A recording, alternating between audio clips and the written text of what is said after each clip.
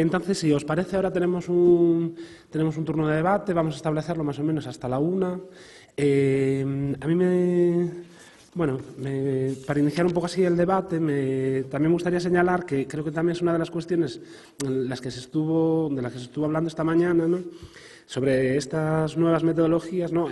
Por ejemplo, la teoría de conocimiento situado de Donald Haraway, ¿no?, creo que también es muy interesante y que también figuró en todas estas presentaciones, ¿no?, en el sentido de cómo no hay un conocimiento neutro y cómo ese investigador partimos de unas premisas que tenemos que evidenciar de alguna manera porque están ahí, querramos o no querramos, en función de nuestros backgrounds y nuestros conocimientos previos, ¿no? Y de alguna manera este conocimiento situado va a condicionar luego esos resultados. Y eso ocurre y es lo que hay, ya está, es que no hay que tenerle miedo porque al final ese conocimiento no es neutro, ¿no?, y viene determinado por una serie de cuestiones, tanto el que viene desde la universidad como el que viene desde otro tipo de ámbitos, pues porque cada cual está condicionado en función de sus realidades, ¿no? Y yo creo que es una interesante aproximación la de conocimientos situados, ¿no?, y que nos ayuda también a explorar esas nuevas metodologías, ¿no?, que tampoco estén tan determinadas por lo que contaban ahora Juanjo y Saba, ¿no?, de esas rigideces de la academia, ¿no?, en la que te limitan. Por ejemplo, mismo yo no puedo hacer el doctorado actualmente porque tengo un máster que es un título propio y no oficial y ya no puedo acceder al doctorado, ¿no? Entonces hay un sistema, ¿no?, de rigideces de la propia academia que limita que gente que esté investigando como lo puedo hacer yo ya no pueda continuar en esa carrera, ¿no?, universitaria, ¿no? Entonces, tenemos que ser capaces, ¿no?, de repensar y ver otras alternativas y a ver cómo podemos seguir investigando y otras metodologías, ¿no? Y yo creo que es un poco lo que estuvimos viendo a lo largo de la jornada de hoy, ¿no? Y lo interesante que es también experimentar también, ¿no?, y ver, y hay dudas y quizá pues funciona, quizá no, bueno, pero tampoco hay que volverse loco, ¿no?, porque a veces, ¿no?, tenemos aquí un miedo a si esto sale o no sale, bueno, pues vamos a ir haciendo, ¿no? Entonces, a mí, una de las cuestiones que también en esto, ¿no?, y que creo que en este paisaje, ¿no?, que hicimos de metodologías, de alguna manera, ¿no?, que a veces también no me cuestiono, ¿no?, pero que me pregunto, ¿no?, también mi misma praxis, ¿no?, de investigación, es en torno a la ética de la investigación, ¿no?, en el sentido de cómo, claro, determinadas prácticas o determinados comentarios que puedan hacer determinadas personas, ¿no?, cómo lo afrontamos en la propia investigación, ¿no? Y, no sé, para concretarlo, ¿no?, y hacerlo más visible en algo, ¿no?, que es la pregunta que le lanzo ahora a los ponentes, ¿no?, quiero contar un caso que avanzaba, ¿no?, en la presentación del lunes. Nosotros estamos fuimos a través de Montenoso, ¿no?, el colectivo en el que estamos, fuimos a un ayuntamiento. Entonces hablamos con el alcalde. Ese alcalde, que por supuesto tiene una mayoría absoluta salvaje, de 7 concejales tiene 6, etcétera, ¿no?, tenían ese monte comunal, lo gestionaban ellos vendían la madera, etcétera, ¿no? Ese monte comunal era monte vecinal. Entonces la propiedad tenía que ser colectiva de esa comunidad de vecinos. Bueno, pues esa comunidad de vecinos, al ver que el alcalde malvendía esos montes, bueno, pues decidió luchar para conseguir ese monte que era suyo, ¿no? Al final lo consiguieron, tuvieron que mirar, bueno, en el catastro de Ensenada, documentos de que era de lo común de los vecinos, etcétera, y consiguieron que ese monte repercutiera otra vez en la comunidad de vecinos, ¿no? Entonces, en esa conversación, claro, el alcalde estaba soltando una serie de burradas que te volvías loco, ¿no? Pero claro, como estás hablando con él, no le vas a dar una hostia, ¿no? Entonces, claro, tienes que seguir, ¿no? Como quien no me importa, ¿no?, que digas a mí como si arde este monte, a mí que me importa. No, y aparte era un tiempo que éramos muy sensibles con el tema de incendios porque estaban los incendios arrasando todos los montes, ¿no? Entonces, claro, luego nosotros al salir de ahí, claro, como teníamos eso documentado, porque lo grabamos en vídeo y también con el móvil, ¿no?, decíamos, ¿ahora qué hacemos con este material? Claro, porque es un material que es una auténtica, bomba, ¿no?, de relojería, ¿no?, en el sentido de cómo el hombre, ¿no?, luego después cómo trataba a los vecinos, bueno, tampoco me acuerdo exactamente cómo era, ¿no? Entonces a mí nos surgía luego después la duda de cómo representamos eso, ¿no? Porque tampoco se trata de hacer una caza de brujas, a lo mejor ese alcalde, ¿no? O sí, ¿no? Entonces en ese sentido de la ética de la investigación, ¿no?, cómo luego después tenemos que tener esos cuidados, ¿no?, también, ¿no?, a la vez en esa propia investigación, a pesar de que sea experimental y que etcétera, ¿no? Entonces, bueno, no sé si alguno de los ponentes puede responder a esa duda. Bueno, ¿qué hacer con esos materiales que yo creo que todos tenemos? Nosotros en Cinetinere grabamos todo. Las mesas eran abiertas y a veces venían los alcaldes y a veces no venían. A veces venía el técnico de turismo o el gestor cultural del ayuntamiento, a veces no. Pero lo grabábamos todo y muchas veces no se daban cuenta de que estaba allí puesta la cámara, ¿no? Entonces tienes unos documentos que es muy difícil de gestionar, ¿no? Y de gestionar de una forma pues que sirva para algo, ¿no? No que se quede ahí en fíjate lo que dice este, mira cómo trabajan las administraciones o el caciquismo o todas estas cosas, ¿no? Que siempre nos estamos quejando, pero que si no hacemos nada más, pues ahí se quedan. Es muy difícil, no lo sé. Yo, por esto de la multidisciplinaridad, digo bueno, un llamamiento, ¿no? A alguien de audiovisuales que a lo mejor nos puede indicar cómo. Porque, claro, nosotros tratamos con esto desde nuestros proyectos. Seguramente esto es una cosa que lleva pasando toda la vida. Entonces, ¿cómo haces para gestionarlo sin, pues eso, ¿no? Yo no lo sé, mi experiencia es eso. Nosotros también tenemos todos estos comentarios, ¿no? poco reflexionados, ¿no? Por la administración. Estábamos pensando en montarlos y lanzarlos a la red y ya está, como sea. Y ya está, sin decir más, cada uno que opine. Pero luego te da un poco de miedo porque también muchos opinamos sin saber y opinamos sin... Pues no lo sé, no sé qué es lo mejor. Para ahí, por ejemplo, de iconoclasistas, un momento que... María. ¿No? Que podían también comentar cómo se enfrentan a esa cuestión.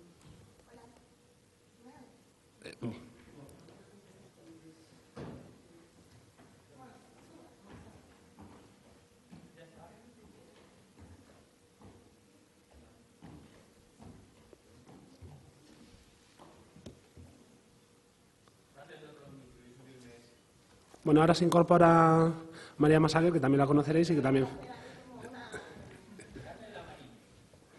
forma parte de la organización. A ver, bueno, como he estado entrando y saliendo... Sí. Sí, a tope.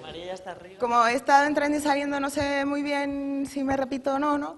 Pero lo que quería dejar claro, ¿no? De todo el proceso de organización de este SOPA, yo he estado viniendo a Celanova al menos una vez al mes, ¿no? Para empezar a conocer, ¿no? Pues el sitio en el que íbamos a organizar el congreso. Y de alguna manera, pues me gustaría digamos que mi primer contacto fue en el mercado, o sea, la plaza de Abastos fue el sitio donde encontré a la primera persona, Lorena, de Pando Demo, que tienen un proyecto, ¿no? En el que están trabajando con setas y setas secas, ¿no? De hecho, bueno, ella es la que ha montado el bosque de setas que hay en esa esquinita del auditorio y fue una propuesta que ella me hizo y yo le dije, por supuesto, buscamos un espacio para hacerlo, ¿no?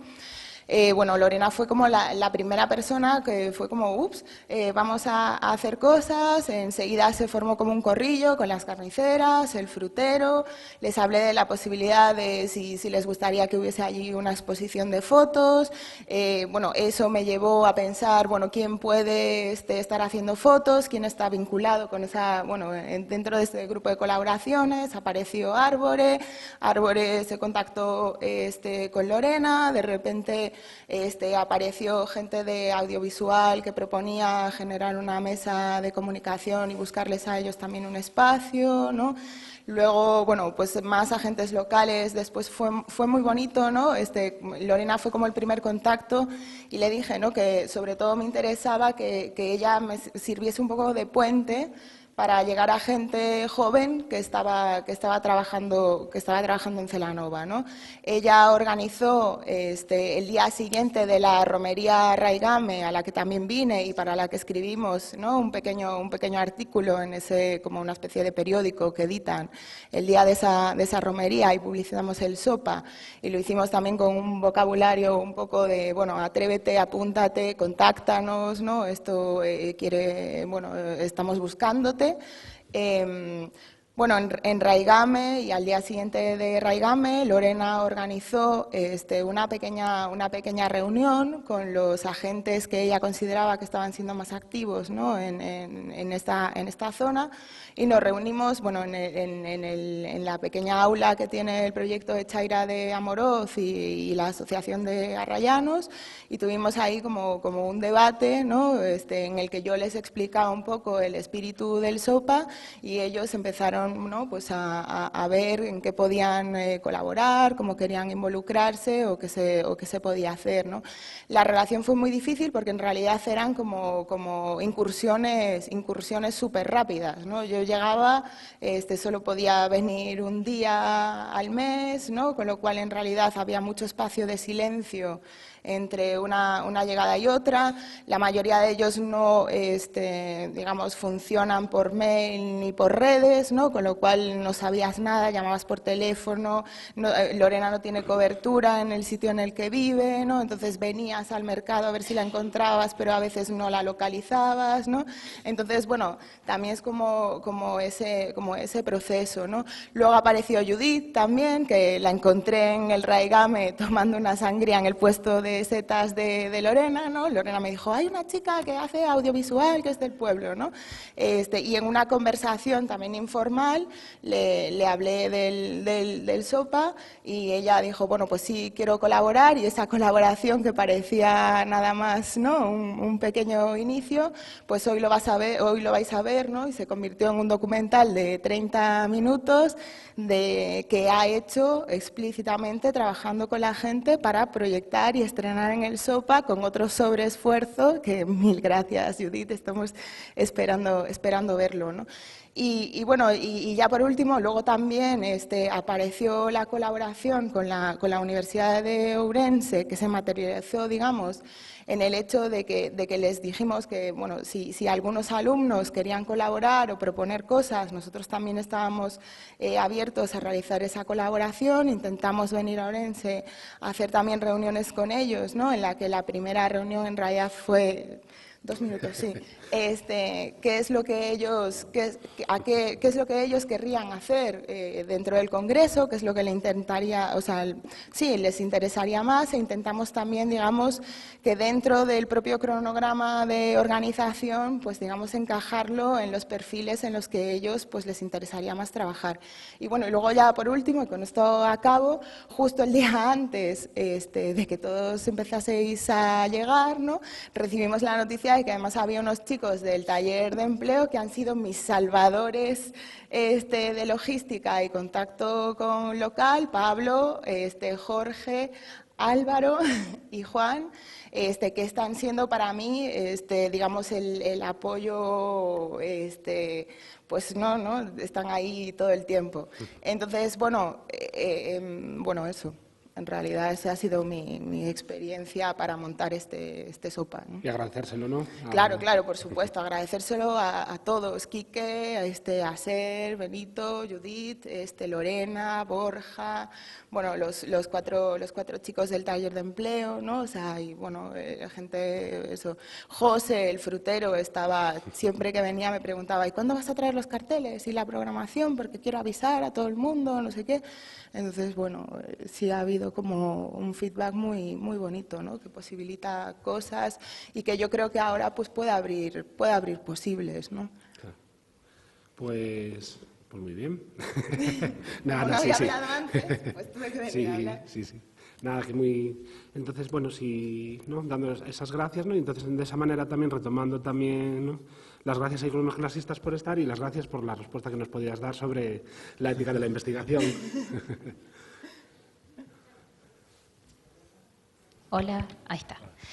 Sí, se me ocurrían dos cuestiones en relación a las éticas de los investigadores o de los que impulsamos este tipo de procesos también colaborativos y de creación colectiva de conocimiento.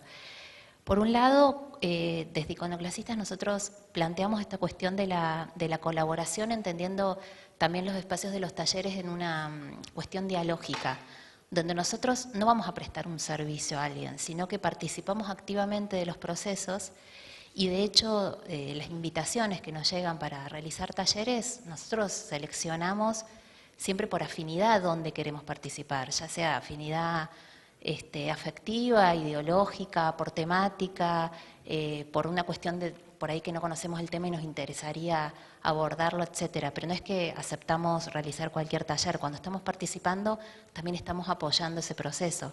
Por lo tanto, por un lado, esta cuestión de, digamos, los procesos en los cuales participamos. Y por el otro lado, cómo se constituye el taller, que siempre hablamos de este espacio de confianza, digamos, íntimo, al interior, de compartir conocimientos y demás.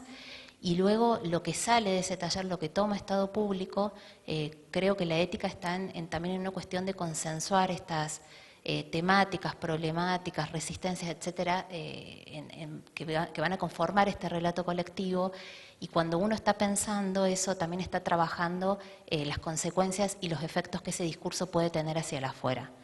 Entonces, cuando se trabaja mucho eso al interior del taller, lo que los participantes eligen es que, bueno, si elegimos difundir esta cuestión es porque la vamos a poder sostener. O sea, vamos a poder sostener los efectos que produzca eso. Y me parece que esa es una cuestión clave de la confianza también y de poder sostener ese proceso y de no vulnerabilizar, lo que comentábamos al principio, ¿no?, a una comunidad, sino de construirlo conjuntamente, porque nosotros también vamos a sostener ese proceso a partir de difundirlo, apoyarlo, articularlo también con otros procesos y dimensiones de redes, de solidaridades, etcétera. Eso. Creo que había una pregunta, no, ahí detrás, me parecía antes, ¿no? Antes había visto, no sé, ¿alguna pregunta más? Si no, yo sigo. Una mala hostia. Una cuestión, ¿no?, que también me interesaba y también se estuvo hablando en estas sesiones era el preguntarnos, ¿no?, cuando estamos haciendo algo que estemos haciendo, ¿no?, preguntarnos el para qué, ¿no?, hacemos esto, ¿no? Que yo creo que es interesante, ¿no?, que nos cuestionemos siempre, ¿no?, lo que estamos haciendo, bueno, no siempre, vamos, ¿no?, pero de vez en cuando, ¿no?, de el por qué estamos haciendo esto, ¿no?, y el para qué, ¿no?, que creo que eso, ¿no?, esos objetivos, ¿no?, que son siempre importante tenerlos en cuenta, ¿no?, y de alguna manera que estén ahí, que no se pierdan por el mero trabajo que estamos haciendo, que nos olvidemos ya de esos objetivos previos, ¿no? Entonces, no sé, a mí, por ejemplo, también me interesaba preguntarle a Carla, ¿no?, de alguna manera, ¿no?, cómo podemos detectar esas necesidades que estén ahí o cómo se es capaz, ¿no?, de visualizar esa conversación, esas claves, ¿no?, o cómo se detectan esas necesidades que luego después se visualizan, ¿no?, en ese relatograma, ¿no?, de qué manera podemos hacerlo, ¿no?, si es que hay alguna, claro.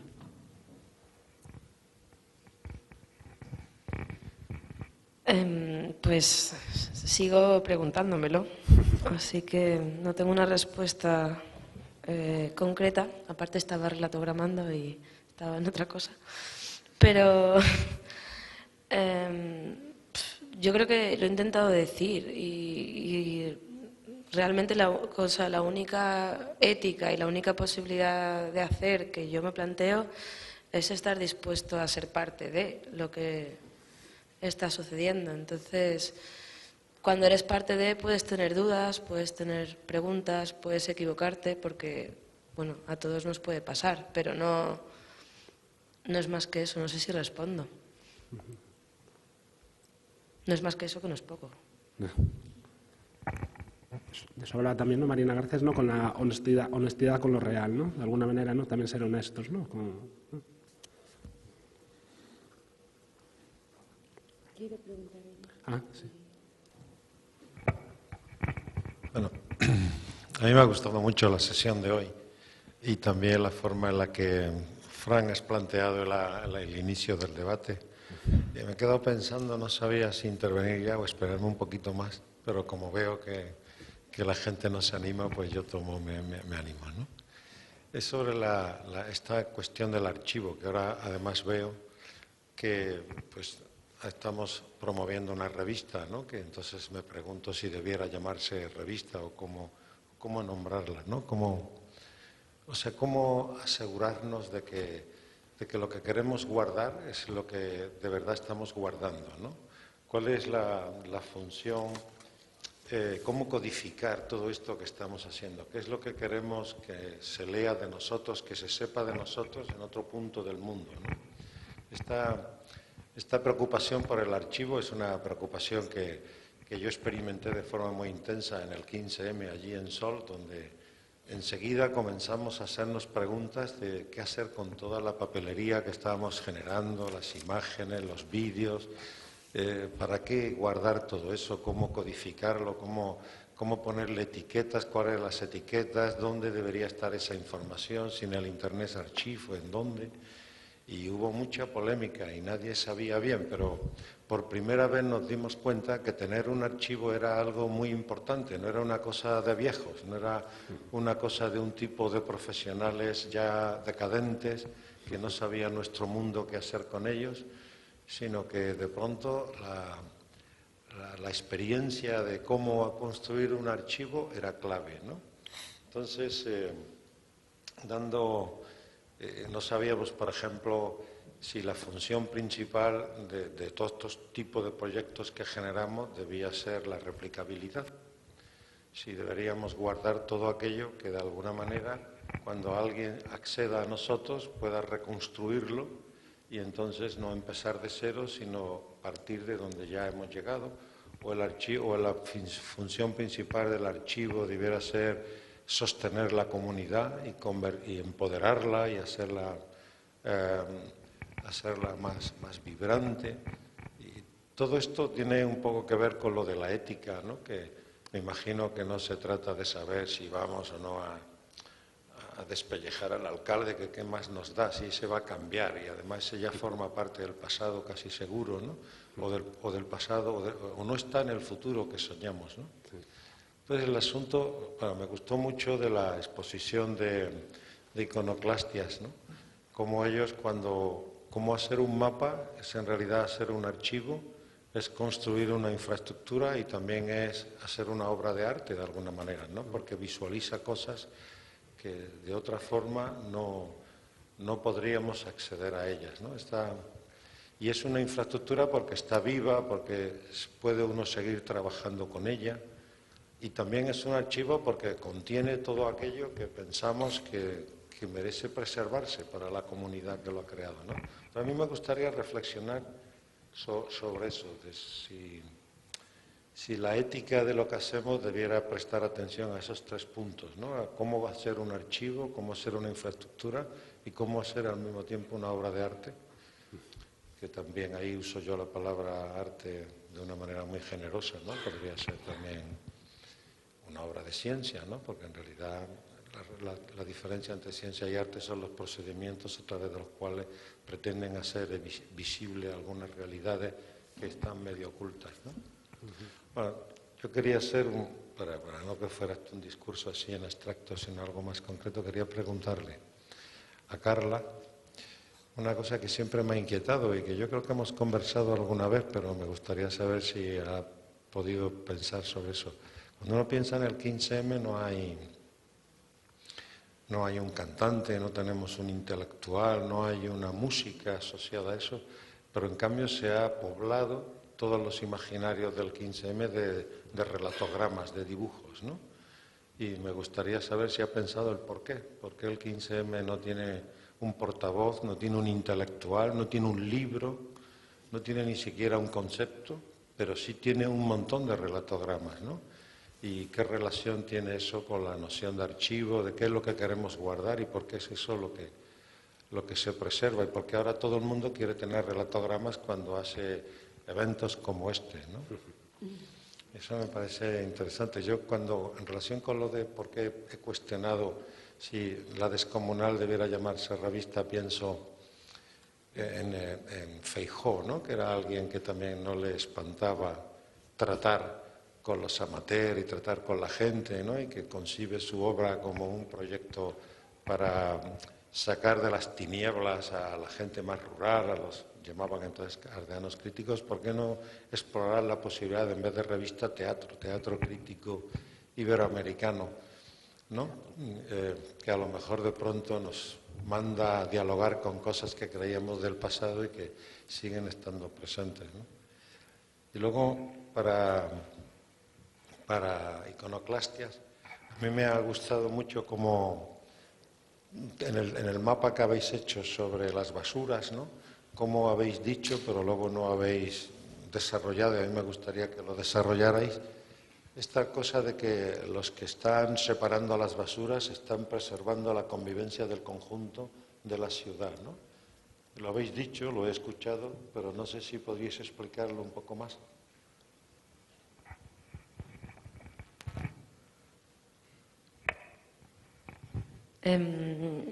Vamos a ver. Estoy pensando en directo y en realidad no sé por qué el 15M no tiene una canción o porque no tengo una respuesta clara, pero creo que si tuviera una canción, lo importante no sería la canción, sino cantarla juntos.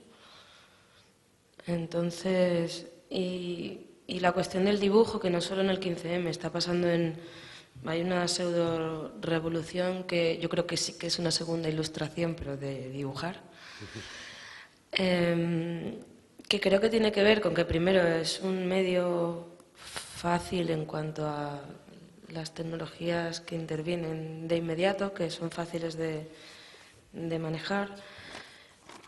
Pero no es solo por eso, porque también en principio una cámara de fotos de un móvil es fácil de manejar y seguro que hay miles de fotografías y me encanta la fotografía, no quiero decir nada malo sobre este medio, pero creo que el dibujo te permite no solo dibujar lo que hay, sino también lo que no hay.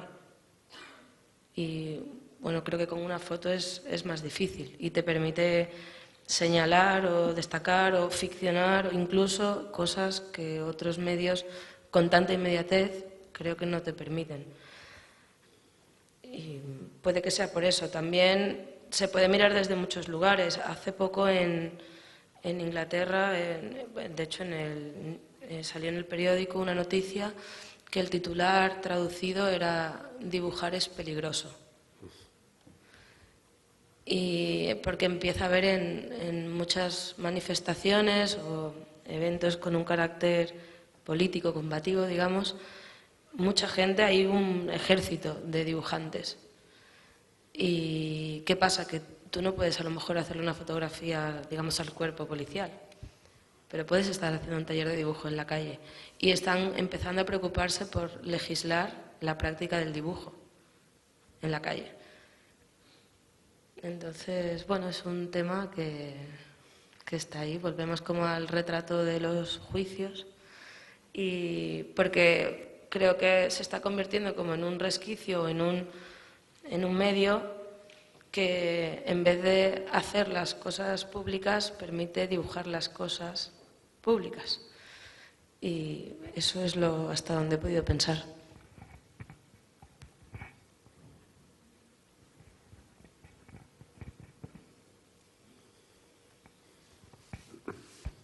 Bueno, primero quería decir que me gustó muchísimo la presentación que hizo Carla. Creo que habíamos estado conversando con ella, pero que hay muchos puntos en común entre las prácticas, entre el utilizar este tipo de herramientas analógicas de muy fácil acceso, de muy fácil reproducción. Y bueno, me parece que es una cuestión que también incentiva a la reapropiación y es muy fácil también poder impulsarlo. Bueno, por otro lado, contestando a Antonio, el tema del trabajo que hicimos con los trabajadores cirujas, que es gracioso como muchas veces desde lugares bien pensantes uno trata también o se van difundiendo algunos eufemismos para nombrar o nominar ciertas prácticas. Y, por ejemplo, en Buenos Aires, el alcalde de la ciudad, que es una persona vinculada a sectores conservadores, inventó el mote de recicladores urbanos, no sé, un mote así como muy top, muy chic. Y cuando nosotros fuimos a preguntarles a ellos, bueno, ¿cómo lo llamamos en la gráfica, en el trabajo? Cirujas. No, pero cirujas, sí, cirujas, somos cirujas. Y es muy interesante también porque contrapone mucho a ciertos sentidos comunes con los que uno va a trabajar con las mejores intenciones del mundo a sectores con los cuales no está directamente vinculado. Entonces también hay una cuestión de desnaturalización desde uno mismo, ¿no? Desde esta cuestión, o sea, yo voy con la mejor, pero si voy con mis preconceptos no sirve. También está la cuestión, ¿no?, de desenmascarar a uno mismo. Por parte de ellos, cuando nosotros conversamos, ellos tenían pedidos o demandas muy concretos en cuanto al trabajo. Por un lado, esta cuestión de la búsqueda de reconocimiento del Estado, por parte del Estado como trabajadores formales, contrastando un poco este relato que comentaba Pablo de que desde el Estado se dice que es un trabajo temporario y demás, cuando ellos decían: nosotros somos tercera generación de cirujas, nuestros padres lo fueron, nuestros abuelos lo fueron y nuestros hijos seguramente lo serán. Y por otro lado, la cuestión del aporte desde una ecología popular que ellos plantean, porque en este reciclaje y en esta reparación de residuos están paliando de alguna manera una emergencia sanitaria que hay con el tema de la basura en Buenos Aires, que genera enormes cantidades de toneladas de basura, sobre todo en la última década aumentó mucho por el tema del incremento del consumo, ¿no?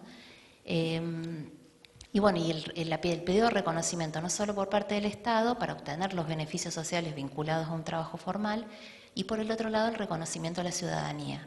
Obviamente que estos trabajadores que tienen distintas formas de trabajo, pueden ir a esta montaña de basura que ellos le dicen, nosotros, bueno, es cuando vamos al shopping, porque ahí recogen, digamos, distintas cosas y después hay una economía popular dentro de los barrios donde eso se vende, se utiliza, se canjea, se intercambia, etcétera. También están los cartoneros, que son cirujas que van a la ciudad, viven en las periferias y llegan a la capital de Buenos Aires con grandes carros y ahí, digamos, revuelven la basura de los barrios más ricos, también separando y reciclando. Y por el otro lado está un proceso muy reciente que tiene que ver con las plantas sociales, que a pesar del bonito nombre son grandes galpones donde llegan los camiones y les tiran toda la basura y ellos en una cinta, sin guantes, sin ninguna medida de protección, vuelven a separar la basura y han logrado que el gobierno les reconozca un precio mínimo por tonelada. Entonces, de alguna manera, y organizados en forma cooperativa, eso les permite tener como un ingreso mínimo mensual que pueden calcular.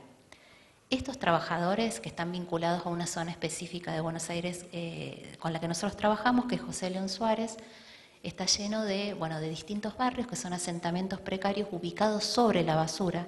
O sea, no solamente gente que vive de la basura, sino también sobre la basura ha construido sus casas. Y a pesar de esto, que desde afuera sonaría como una situación de mucho miserabilismo, hay una dignidad muy grande en este pedido de reconocimiento de los trabajadores y una organización y una gestión comunitaria increíble. La situación de vida de estas personas en los asentamientos es absolutamente casi salvaje. No tienen, por supuesto, cloacas, servicios de ningún tipo, las ambulancias no quieren entrar, etcétera. A pesar de esa situación, dentro de estos barrios hay centros comunitarios donde se le enseña a los niños. Hay toda una política del cuidado hacia los ancianos y hacia los más chicos, bibliotecas populares, bachilleratos populares, donde los chicos terminan en la escuela, y toda, digamos, una infraestructura también generada muy de a poco y muy a partir del intercambio y de la vinculación con otras redes, que realmente despierta mucha admiración. Y lo más interesante para mí del proceso es esta cuestión de que no hay algo de que eso por ahí, bueno, se nota mucho en algunos sectores con los que uno trabaja de la demanda permanente o de la ubicación desde la miseria o desde el miserabilismo, ¿no? Esta cuestión de pobrecito yo, vénganme a ayudar, sino de dignificación y de actitud y de actividad, ¿no? Y de búsqueda permanente de articular con otros sectores. Y esta es una cuestión que surgió o sea, ya venía, por supuesto, activándose previo al 2001, pero el 2001 fue una bisagra histórica muy importante en esta historia de insurrección, de organización y de formas de activismo que cruzaban distintos sectores. Y bueno, creo que también eso como que radicalizó mucho también estas apuestas de trabajo. Por eso me parece interesante mencionarlas, porque no es algo que sea nuevo, sino que se viene activando desde hace mucho tiempo. Nosotros tuvimos un parate muy grande, obviamente, durante la dictadura, y luego con la democracia comenzó brevemente a activarse. Tuvimos una década después neoliberal que arrasó con todo, y después esta gran crisis del 2001 que motivó, digamos, la emergencia de todas estas nuevas prácticas, subjetividades y articulaciones, ¿no? ¿Vos, Pablito, querés decir? No, quería decir que ciruja viene del argot, del lunfardo, que significa cirujano, ¿no? Que son los que revuelven y saben encontrar la parte, ¿no? Que un poco los arqueólogos también son cirujanos, saben lo que sirve y lo que no sirve. Quizás uno revolviendo así no sabe nada, pero saben dónde había un fogón y alguien que no sepa no lo sabe. Bueno, los que reciclan basura saben encontrar eso. Entonces en el lunfardo, en el saber popular, le decían cirujanos y les quedó cirujas.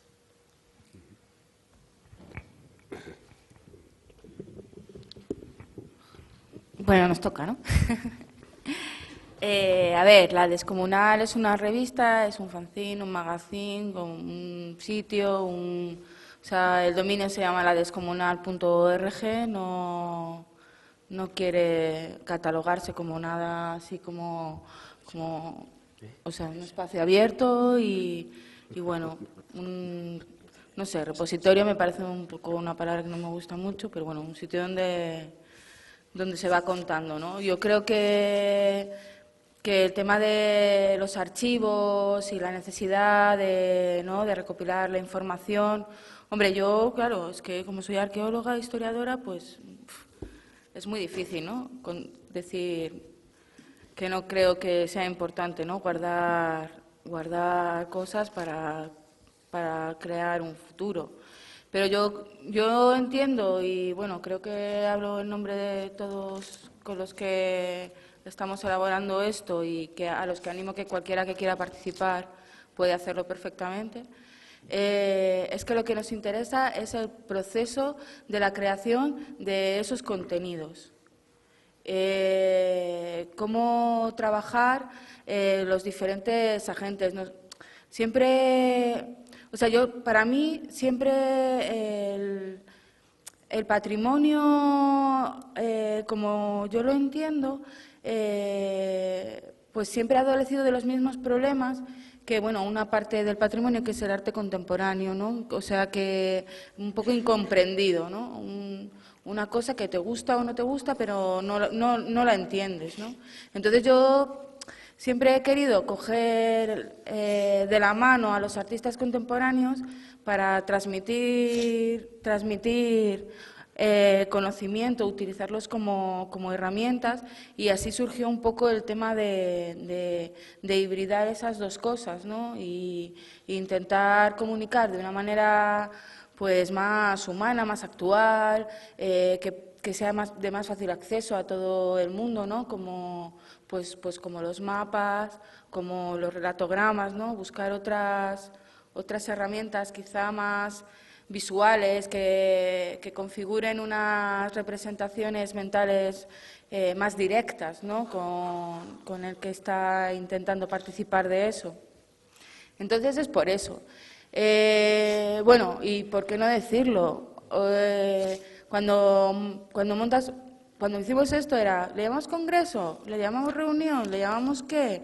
Bueno, lo llamamos congreso aposta, y sé que mucha gente nos ha preguntado, ¿por qué un congreso? ¿Por qué eso es de la academia y no sé qué? Bueno, la academia tiene que estar aquí y todo el mundo tiene que estar aquí, ¿qué más da como lo llames, no?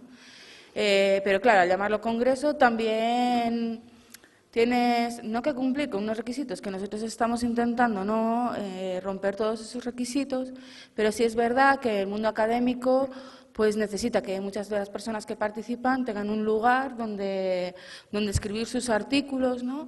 Y oye, si en vez de ser en trabajos de prehistoria, pues puede ser aquí con temas más relacionados, ¿no? con la comunidad o con nuevas formas de trabajar, pues qué mejor. Ahora, eso sí, también lo digo porque también nos lo preguntaron, no sé si está aquí las personas que me lo han preguntado.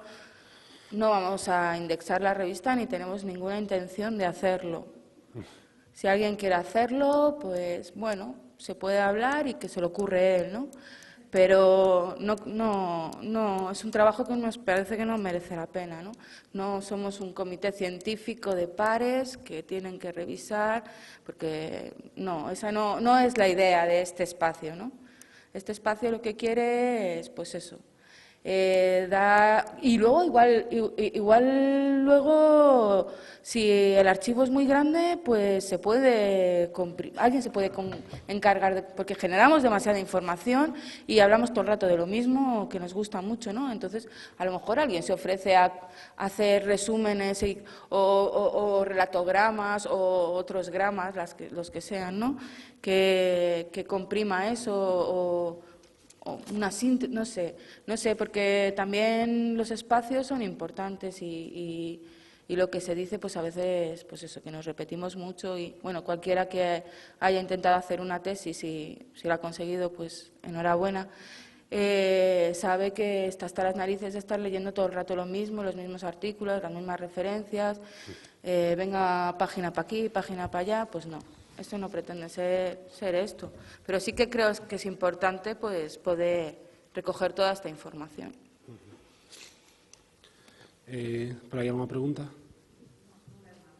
Comentario, vamos. É un comentario. Una de las cosas que deberían recoger todos estos eventos es trabajo de campo, es decir, aquí están pasando cosas en las butacas que nunca se recogen en casi nada de los archivos. Y lo importante es justo lo que está pasando en las butacas.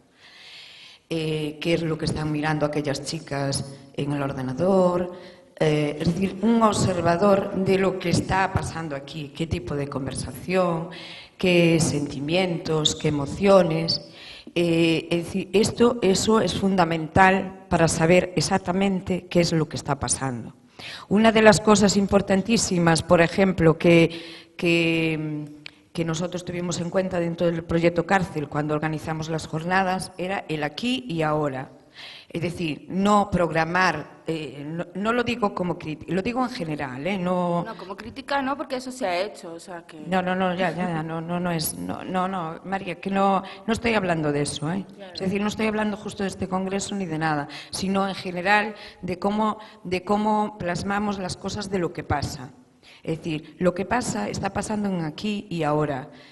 Hay apreciaciones diferentes. Lo digo porque, por ejemplo, una de las cosas que mi hija me hizo crítica de la universidad, yo quise ir a la universidad y no pude, pues bueno, por muchas circunstancias, era mujer, en una época determinada, en una familia muy pobre, entonces se consideraba que ir a la universidad no era una cosa importante.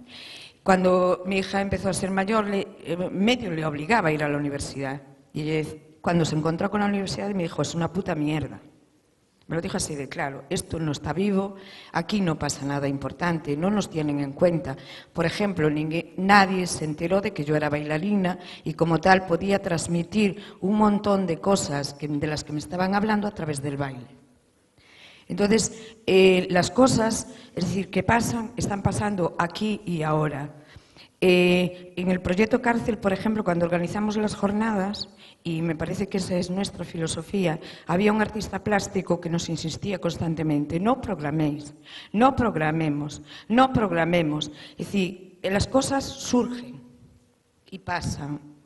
Y simplemente hay que estar con los oídos, los ojos y la mente abierta a que pasen. Y efectivamente, pasaron. Es decir, programamos 4 o 5 actividades y el resto fueron surgiendo. Unos chicos que sabían tocar unos tambores se pusieron en una esquina. Otros, pues que tal, pues mapeaban, porque esto del mapeo, que es tan importante y a mí hoy me ha encantado todo lo que ha pasado aquí, es lo más interesante que ha pasado. Para mí, claro, como artista y como parte de tal, esto es lo más interesante, es decir, que ella está haciendo dibujos y está plasmando a través del dibujo emociones, sentimientos, etcétera, que se haga un mapeo de lo que está pasando aquí, de nuestros pensamientos, del tal, y luego yo me he ofrecido, y no sé si tal, que yo también tengo mi visión desde la parte artística teatral, es decir, y desde el humor sobre todo, no desdramatizar todo de lo que hemos hablado. Es decir, desdramatizarlo, sacarle esa importancia y convertirlo en una cosa humorística que nos haga reír a todos. Es decir, de tal manera que nos riamos de nosotros mismos. E me parece que isto, ademais, é moi galego. A mí me gustaría decir que una de las cosas de lo rural de Galicia es el humor, y es el humor negro. Y es ese sentimiento de que, bueno, tampouco é tan importante. Quer decir, que non somos ni tan importantes, ni lo que pasa es tan importante. Es decir, y eso es moi galego. Es decir, é moi galego. Y yo sí que me gustaría que apareciera eso de lo rural, o sea, esa parte de nosotros, o sea, lo esperpéntico, lo tal, como hacía Valle Inclán. Entonces, bueno, que me encantaría, es decir, y me parece que los archivos deben recoger no solamente las tesis, no solamente no sé qué, sino la emoción, el aquí y ahora, y de las técnicas más variadas. Por eso creo que ahora mismo, quizás, ¿por qué tienen tanto éxito el dibujo, o la música del momento, o la improvisación, etcétera? Pues porque necesitamos saber qué nos pasa por dentro. Es decir, no lo que mi mente tal, sino lo que pasa a través de la emoción y del sentimiento. Y nada, y me parece que es una muy buena manera de guardar en archivo todo eso, de las múltiples formas, a través del vídeo, a través del dibujo, a través de la creación en el momento, a través de la cuestión plástica, de lo que sea, ¿no? Y muchas gracias, Carla, por tus dibujos. Nada, entonces en esta línea de lo que comentaba, recordar lo de los dibujos, que tenemos más o menos como 20 minutos, así que tenéis de plazo esos 20 minutos para ir terminándolo y dejándolo ahí maquillado, ¿no? También. Pues nada, en esa línea, no sé si queréis hacer también algún otro comentario, pregunta. Sí, ¿puedo? Primero ahí abajo y luego. No, quería compartiros 3 cuestiones que son en parte preguntas y en parte reflexiones en voz alta y dudas, insatisfacciones que tengo. La primera es más pregunta, es para Carla y para iconoclasistas. ¿Qué reflexión habéis hecho en torno a los tiempos? Es decir, yo he trabajado bastante con procesos de construcción de líneas de tiempo. Me ha sorprendido mucho siempre cómo algo que parecía tan objetivo como ocurrió esto, lo otro, para la gente se generan muchos conflictos. Hay una situación muy tensa de en qué momento ponemos cada cosa y qué significa para la gente. Entonces, como lo habéis dicho que habéis trabajado en eso, pero luego no lo habéis explicado tanto, me gustaría si nos podéis explicar un poco más qué tipo de experiencia habéis generado en torno a la construcción de líneas de tiempo. Y después con Carla me ha sorprendido muchísimo lo que decías. Tú estás captando momentos desde una subjetividad, pero estás captando casi la esencia de lo que está ocurriendo en un determinado momento. Pero luego cuando dices, esto lo hemos trabajado durante un año, me parece increíble. Entonces, ¿qué reflexión se genera? O sea, una parte, pues a mí también mi ego también se sentía reforzado al verme ahí y que lo que habías captado me resultaba muy bonito. Pero me quedaba en ese punto. Pero claro, cuando dices, eso lo trabajo durante un año, ¿qué reflexiones se generan cuando esas herramientas las estás viendo en distintos momentos? Es decir, esa fluencia, ¿qué genera y qué reflexión se produce cuando lo miras a lo largo de todo un tiempo? No sé si me explico, pero no sé si os ha generado reflexión, si ha provocado algún tipo de cómo han cambiado las cosas. Eso era una cuestión.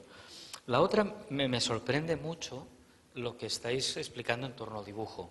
Yo ayer decía una cosa que a lo mejor, Pablo, me decías, ¿verdad? Yo dije, en Centroamérica las estrategias de comunicación popular han rechazado el dibujo y han apostado por la fotografía en el ámbito rural. ¿Por qué? Porque han estado trabajando con la gente y a partir de distintos talleres, de procesos, se han dado cuenta, la gente ha expresado que no se sentían identificados con esos dibujos con los que los estaban representando y que introducían un elemento, una valoración, es decir, nos están minusvalorizando, nos están infantilizando y rechazamos eso. Y entonces se sentían mucho más cómodos con la fotografía. Y y el proceso que vosotros estáis mostrando es una cosa muy distinta. Y me resulta ese contraste, no me lo acabo de explicar, no acabo de entender qué dinámicas surgen.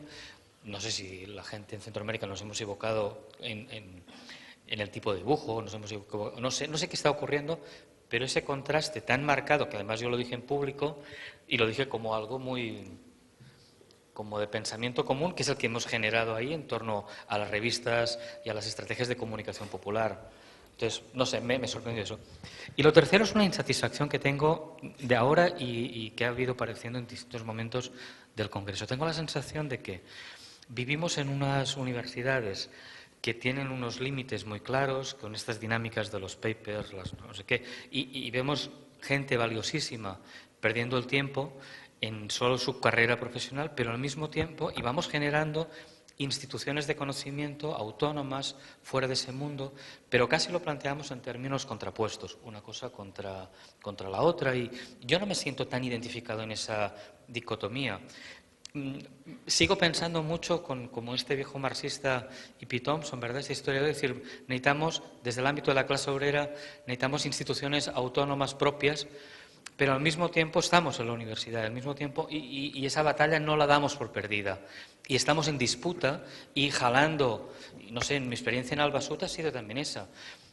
Necesitamos crear instituciones propias que no estén condicionadas por estas dinámicas de si los papers, los tramos, los no sé qué, pero al mismo tiempo tenemos una parte del equipo nuestro que son profesores universitarios, investigadores que están trabajando ahí y estamos en diálogo con ellos y en tensión y aprovechando los recursos que también, y no queremos dar por perdida ese sector público de la universidad, porque además hay una batalla terrible que entre los minnesotos, los biologistas, los no sé qué, nos están machacando. Ernest, podríamos ir así... Ay, perdón. Digo, perdón. No, para que haya la respuesta, así un poco, nos quedan 12 minutos. Perdón. No. Ya termino. Me animé y... No, solamente plantearos que no lo veo tan en términos de una cosa o la otra, o salirnos, sino ahí hay un combate a dar. Y necesitamos de esos dos tipos de estructuras institucionales. No sé, bueno, ya está. Ya, perdón. No hay ninguna fórmula para hacer líneas de tiempo. Voy a contar dos ejemplos rápidamente. Una en Perú, donde estábamos trabajando con tejedoras, se eligieron distintos colores de lanas, se empezaron a entrecruzar y se logró una historia, que era la historia de los últimos 20 años de las distintas identidades rebeldes del Perú, que las elegía el encuentro ese, eran diversas, pero también eran elegidas por el encuentro. Y se logró una buena línea de tiempo que después, que era en forma de serpiente, la maru, ¿no? La serpiente en América es bastante importante en la cultura del maíz y la cultura de la papa, y se logró una linda línea de tiempo, pero que estaba condicionada porque eran tejedoras y ellas quisieron entrelazar y ir creando ese relato de tiempo. Y después una muy cercana, que trabajamos con una radio alternativa que cumplía 25 años y que había tenido varias, que tiene el buen gusto de que las administraciones se van yendo y dejando espacio a gente nueva, que van renovándose todo el tiempo, y a los 25 años los nuevos quisieron hacer una línea de tiempo, investigar y armar un archivo.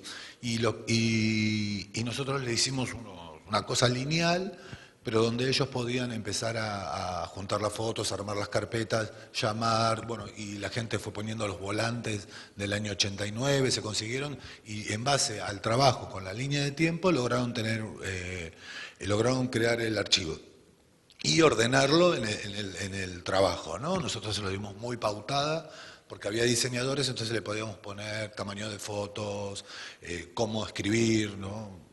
Los textos, cómo titular, cómo armar una cosa bien periodística.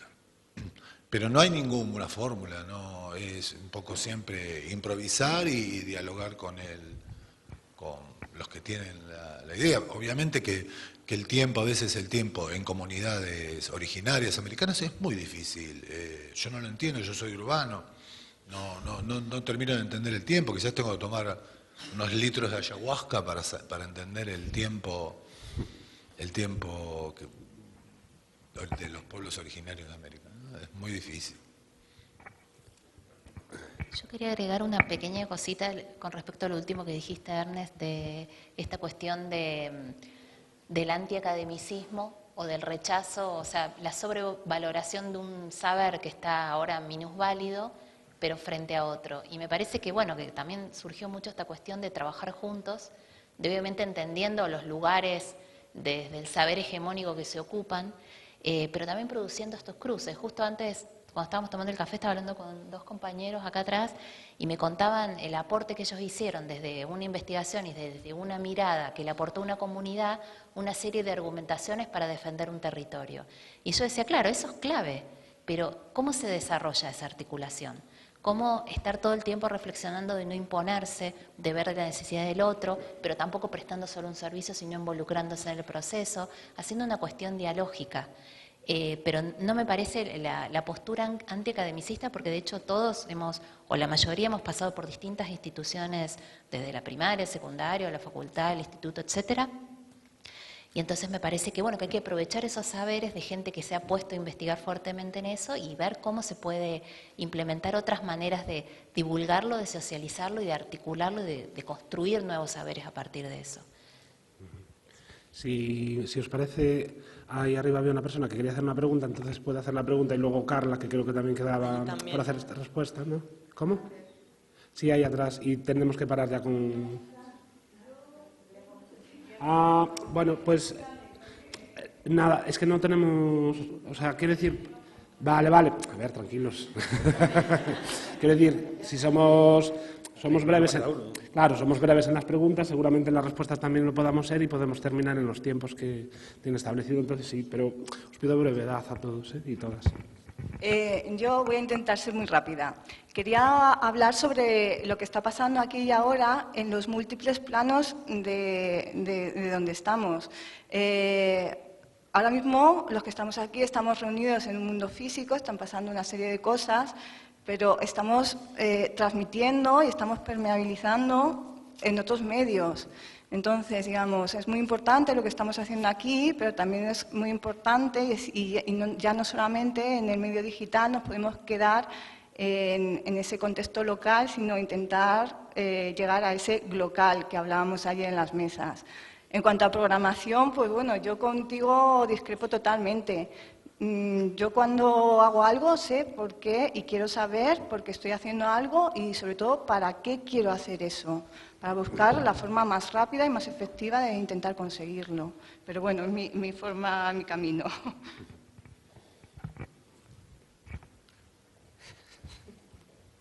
Venga, que no hay tiempo. Un poquito de ejercicio para bajar la comida que todavía no he comido, ¿no? Bueno, lo mío también es una observación. Yo no quiero ni debatir, ni discrepar, ni defenderme. O sea, yo lo que quiero es agradecer esta oportunidad. Y además sí me da mucho gusto que sea un ambiente más distendido, diferente, donde no vamos así como que todos tensos y que qué vamos a decir y el otro académico cómo nos va a juzgar y luego qué nos irán a preguntar. Entonces eso me hace sentir muy cómoda. Pero sí considero o sí he percibido esta lucha por ser diferentes, ¿no?, que a lo mejor excluye sin quererlo, ¿no? Yo me estaba poniendo a pensar, no sé, si yo hubiera llegado a la universidad donde trabajo, ¿no?, a decirle al rector, porque hubo que irle a decir al rector para que nos apoyaran para el viaje, porque tampoco hay recursos.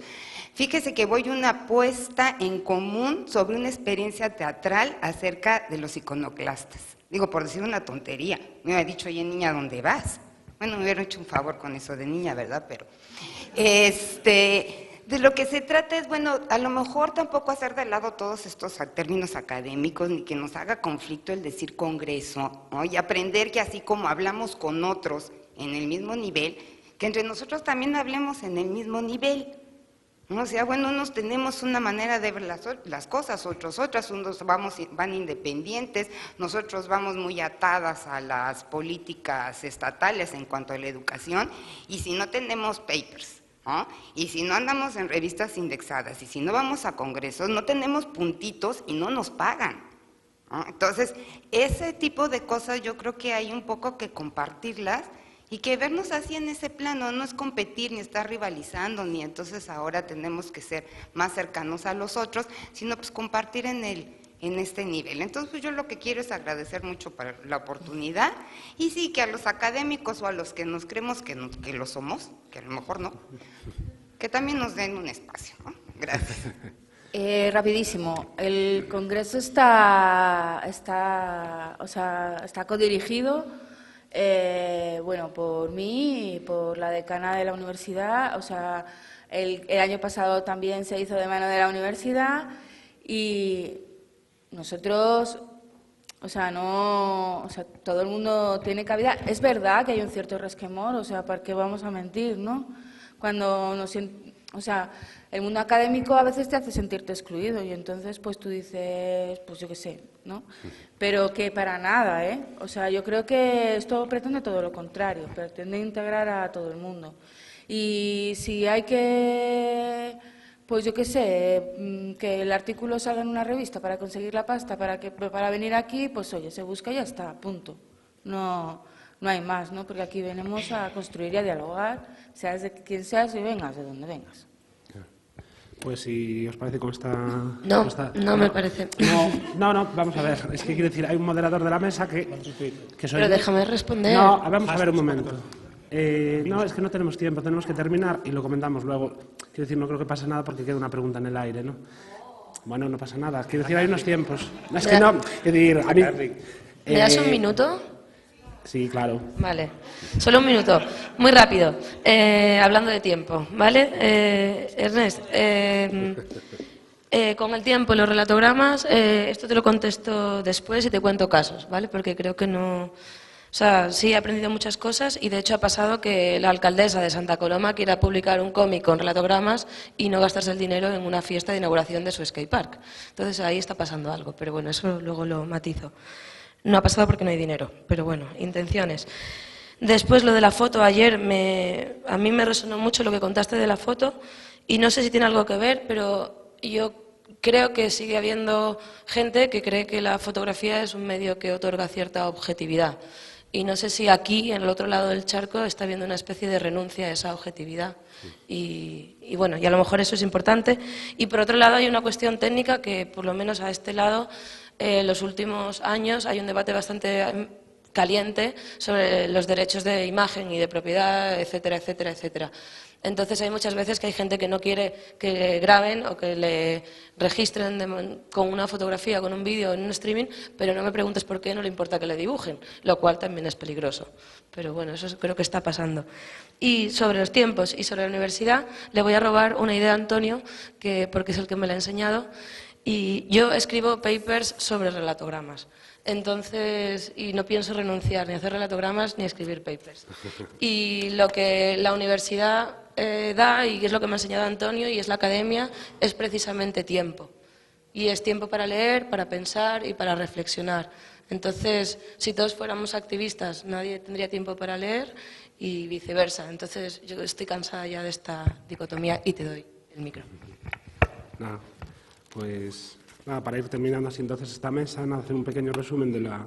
Como unas breves, no conclusiones quizá, ¿no? Nada, pues creo que se habló también un poco sobre la socialización de los discursos, ¿no? Sobre la necesidad de trabajar desde esos saberes no especializados, desde lo cotidiano, ¿no? Creo que ¿no? se puso bastante el foco en lo cotidiano, en esa construcción de nuevos relatos sobre el territorio, ¿no? También preguntarnos los para qué, con unos objetivos concretos, ¿no? De alguna manera también inventar paisajes, ¿no? Ese papel de facilitadores también, ¿no?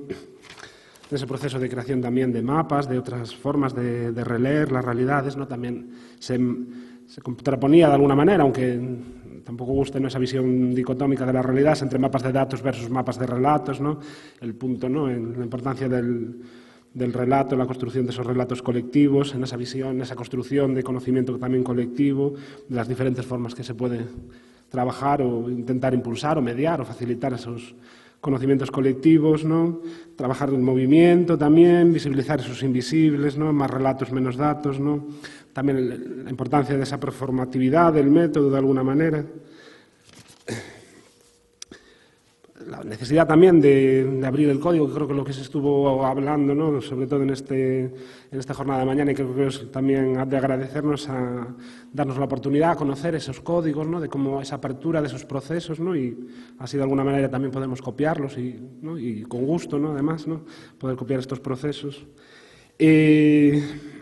Eso de alguna manera como mostrar, y de esa posibilidad de mostrar esos conflictos, ¿no? También un poco dejarnos afectar, ¿no? De alguna manera, siendo investigadores, y romper y diluir esa distancia del investigador versus investigado, y quizás somos todos también investigados e investigadores de alguna manera, ¿no?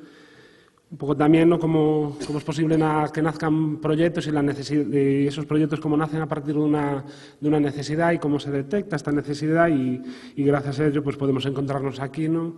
Sobre todo por una necesidad que creo que todos compartimos, ¿no? Que es de trabajar y de habilitar espacios comunes, ¿no? Para el pensamiento y duda, y compartirnos nuestras inquietudes en torno a lo rural, la comunidad, ¿no? Que es verdad que no hay espacios, no es habitual este tipo de espacios, es por ello de agradecernos que fueran capaces también de detectar esta necesidad, ¿no? Y ser capaz de habilitar estos espacios comunes, además con la maravilla de presentarnos un nuevo proyecto como es Descomunal, ¿no? Que habilita de nuevo también esos espacios comunes de pensamiento y de interacción entre todas nosotras, ¿no?